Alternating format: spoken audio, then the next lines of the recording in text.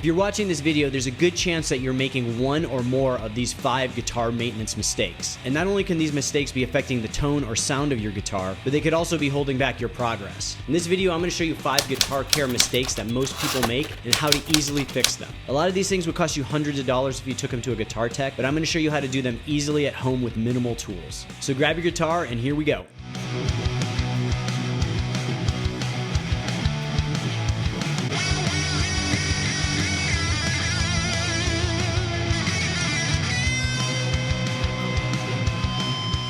Before we begin, there's a few tools we're going to need to make some adjustments. Lemon oil, 2 towels, a new set of guitar strings, a Phillips head screwdriver and flathead screwdriver, a 10mm and 13mm socket and socket wrench, a depth gauge, and a microfiber towel. Alright, so I've got my guitar on the table. I used one of the towels to support my neck here so that the headstock is not resting on the table. And then I used the other towel just to protect the body from scratches. And then I've got all the strings off the guitar. I'm going to go through the 5 big mistakes in the order in which you want to address them. So the first big mistake is one that most guitar players do, and luckily it's one of the easiest to fix. It's not checking the tightness of the mechanical fasteners on your guitar. So if you get any number of hours on your guitar, there's going to be certain fasteners on your guitar that just start becoming loose, and sometimes they're even loose straight out of the factory. And the most common ones are these nuts on the tuning pegs and the nut that's around your input jack. So we're going to take our socket wrench. Now the Gibson tuning pegs are usually about a 10mm. And what I like to do is just to start out by hand before I attach them to my actual socket wrench, because you don't want to tighten them too much. And I'm just going to check them by hand.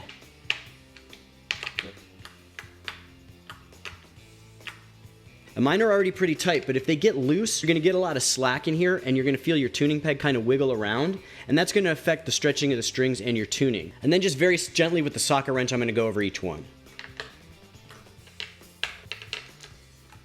And again, it doesn't have to be real tight. You do not want to over tighten these, just enough to snug them up. And then we're going to also do the same thing with the nut that's around our input jack. This time we're going to use a 13mm socket, and we're just going to tighten it up. Again, we do not want to over tighten. We just want to snug it up. Because what happens when this input jack starts getting loose, your cable's going to start moving around. You're going to notice some slack and moving back and forth. And that's going to eventually affect the solder joints in your input. And eventually you're going to plug your guitar in and it's not going to work. And some guitars like this one have Phillips head screws that attach the tuning keys. And periodically we just want to check and make sure these are tight, especially if you notice that your tuning pegs are not reacting very well, like they're maybe really loose, like you have to turn it a lot to get the string to tighten up. So again, we just want to lightly tighten each one of these up. And then the last thing we want to check are the strap buttons on the ends of the guitar. And this is just a Phillips head screwdriver. We're just going to make sure that these are tight. Again, this is another issue where it just gradually gets looser and looser, and then eventually that screw is just going to pull out and your strap's going to drop your guitar to the ground. So we just want to check these main mechanical fasteners periodically, depending on how much you play, and just make sure everything's tight. Alright, and so with the strings off, now is a really great time to address the fretboard. And most guitar players either never clean their fretboard, or they clean it so infrequently that a bunch of gunk builds up. And when this gunk builds up, it can really make your fretboard kind of sticky, makes it less fun to play, can slow down your playing, and it's just generally annoying. So to clean the fretboard, I like to use a lemon oil, and this Dr. Duck's Axe Wax is pretty cool. I think it's basically just lemon oil, but it works really well. And we're just going to put a small amount on our microfiber cloth, and then we're just going to rub in between each fret. If your fretboard is like really thirsty, like it's really dry, you can do this like 2 or 3 times. And so this is going to clean and lubricate the fretboard, making playing a lot more efficient. And I'll keep adding it until the fretboard's nice and shiny and it feels like the oil is kind of sitting a little bit on top of the fretboard. And then I'll come back with the dry side of my microfiber and just soak up the extra. And you basically just want to real lightly go over it. You don't want to soak up all of it. You want a lot of that to just soak in. And if your fretboard's really dirty or gummy, you can do the same process. Just use 000 steel wool, and you can really go along the groove of the fret where that buildup really occurs a lot. And it even helps to polish your frets. Or if you just have a little bit of buildup, you can take a safety pin and scrape along the edge, or you can even take like a credit card or a library card or something like that, and just kind of scrape the gunk out from the edge of the frets. If you haven't done this in a while, it can get pretty nasty. So make sure to take care of your fretboard every time you change your strings. It's really going to help your guitar playing to be more fluid, and the guitar is just going to be more fun to play, so you're going to want to practice more and play more. The next mistake I see all the time are improperly strung guitars. Now there's a lot of different ways to string a guitar, like the luthier's knot or the bottom to top wrap method, and none of these are wrong, but I'm going to show you the way that I really like to do it, and I think it's easier and just as effective as those other methods. But the mistake that a lot of people make is either too many windings around the tuning peg or not enough windings around the tuning peg. And either one can cause issues. If you have too many windings around the tuning peg, you're going to get a lot more slippage. If you don't have enough, you're going to have tension issues. So I'll show you now the method that I really like to use. So the first thing we're going to do is we're going to get our tuning peg to be angled at about a 1 o'clock angle. So we're talking about a diagonal like this. And then we're going to pull our string up next to the tuning peg. And we're going to wrap around in the direction of tuning. So in this example, clockwise, once and then twice, with the second wrap being on top of the first one. And then we're just going to slide the string through the peg, making sure it stays on top of the windings. And then we're just going to pull it through tight. Make sure it's in the nut and saddle properly. And then we can just continue tightening until we're in tune.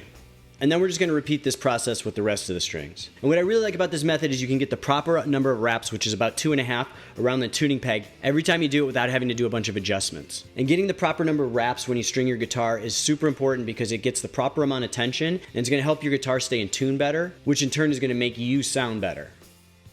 Another big mistake that a lot of guitar players make is not adjusting the intonation of their guitar. So now that we've got a new set of strings on here, I've stretched the strings out and I've tuned the guitar up, this is the best time to set the intonation. You don't want to try and set the intonation when you've got a bunch of old strings on there, as it'll just mess it up. So basically what we're doing by setting the intonation is we're changing the scale length of the guitar a tiny bit to account for changes in string tension and humidity and other factors when we change the strings. And what we're doing is making sure that the scale length is perfect so that when we play a note, for example, the 12th fret on the high E string, that's also an E and it's not out of tune. If the scale length is off just a little bit, we could have a slightly sharp or slightly flat note here. So for this step on a Gibson Tune-O-Matic bridge, we're going to need a small flathead screwdriver, or on a Fender or other style bridges, they may use a small Phillips head screwdriver, but the process is essentially the same. So we're going to repeat this for each string, but we're going to start out by playing the open high E string. And then we're going to get this in tune. So I'm a little flat here. So now that we're right in tune there, we're going to play the 12th fret gently on the high E string.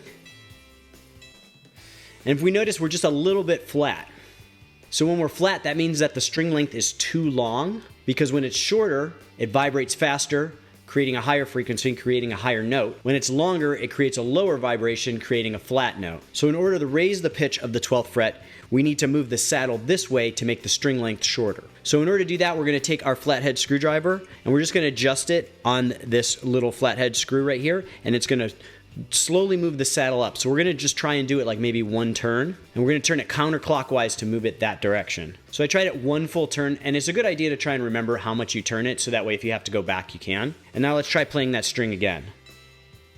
And now we're there. And then we're just going to repeat this process for each other string. And just a quick note about the intonation. When you're setting the intonation, it's a good idea to retune the string in between each adjustment of the saddle, because not only are you changing the pitch at the 12th fret when you adjust the saddle, you're also changing the string length when you're playing the open string. Again, this is another simple maintenance tip that you can use to make your guitar sound better. Nothing is worse than playing correctly at the higher frets and sounding out of pitch. And the last big mistake that most guitar players make is never adjusting the action on their guitar. And this could be one of the biggest mistakes, because if you've ever played a guitar with super high action, it totally sucks. Not only is it more difficult to play, it can also make this guitar sound bad, and it's going to make you not want to play guitar. So the action is basically the distance of the bottom of the string from the top of the fret at different positions along the fretboard. And it's pretty simple to adjust, and it'll make a huge difference. Now, I'm assuming that your neck is set up properly when you go to adjust the action. If not, it's going to be a little bit more complicated issue, and that might be something you want to take to a guitar store, or you can also look up other videos on adjusting the truss rod. It's not impossible or super difficult to do, but it's outside the scope of this video. So what we're going to need to adjust the action is a depth gauge to check the action height, and sometimes needle nose pliers for a Gibson style guitar, or a Phillips head screwdriver for a Fender style bridge. Now the Fender style bridges allow you to adjust each individual string, while the Gibson style bridges like this only allow you to adjust each end of the bridge. But the process is the same either way. So we're going to start off by checking the action height at the 12th fret of the high E string. And Gibson recommends 3/64 of an inch from the top of the 12th fret to the bottom of the string. We're about 5/64. But you can see it's in between 2 and 3/32, which translates to between 4 and 6 64ths. So we're going to use our fingers, or our vice grips if it's too stuck, to turn this screw clockwise to lower the bridge, and therefore lower the action.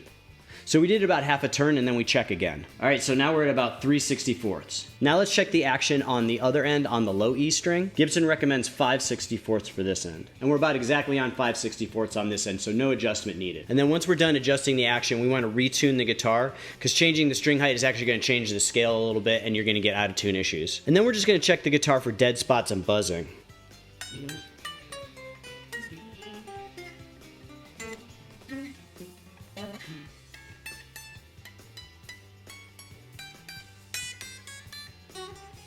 So it seems pretty good. I don't really notice any dead spots or any overwhelming buzzing. You're gonna probably get a little bit of buzzing if you try and get the action low on your guitar. That's pretty normal. Especially for an electric guitar, you're not gonna hear it through the amp for the most part. But if you get a lot of buzzing, you wanna fix that.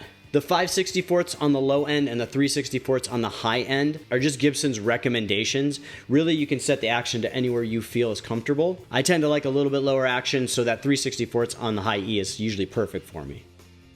All right, so if you made it with me this far, I've got a bonus 6 mistake that a lot of people make that can actually really affect your sound, and it's a really simple fix, and that is adjusting your pickup height. Most people don't even think about it, but your pickup height is really gonna affect a lot of issues. If your pickup is too high and too close to the strings, the magnetic field can actually affect the sustain of your strings, and it could also just get you kind of a bad tone. So for the neck pickup, Gibson recommends 3 30-seconds at the bass side and 2 30-seconds at the treble side, and for the bridge pickup, it recommends 2 30-seconds on both ends, and I'll show you how to make that adjustment right now. All right, so we're gonna get our depth gauge out again, and we are gonna press at the last fret, and we're gonna start on the high E string, and we're gonna measure between the top of the distance of this coil and the bottom of the high E string, and it should be 2 30-seconds. So we're actually just a little bit too high on this one. We're in between 1 and 2 30-seconds, so we're gonna raise it. And we're gonna use our flathead screwdriver, and we're just gonna adjust this screw right here, and we're gonna go counterclockwise, maybe about a half a turn, and check again. So we're right at about 2 30-seconds there. And then on the neck pickup, we should be at 2 30-seconds as well. So again, we press down at the last fret and measure the gap. Now this one's really low, so we're gonna have to raise that up. So we're gonna turn clockwise.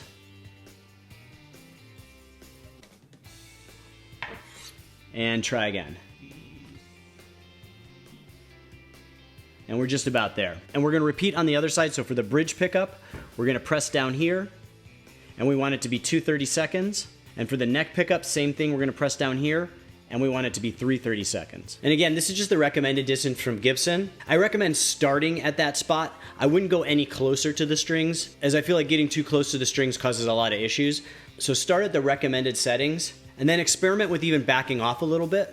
I find the sweet spot for these pickups tends to be at the recommended settings or a slight distance farther away. But everybody's ear is different, so try it out for yourself. So that's it for this one. If you enjoyed this content, please like and subscribe. It really helps my channel out a lot. And remember to leave a comment with your favorite guitar care tip. And check out my website, scottobryanguitar.com. I have the tab for hundreds of punk, rock, and grunge songs up there. And you can also check out my beginner guitar course. It's a 10-lesson course that takes you from scratch, never having played guitar, all the way up to rock and roll proficiency, in 10 easy-to-follow videos with some fun songs to learn along the way. And I'll see you guys next time.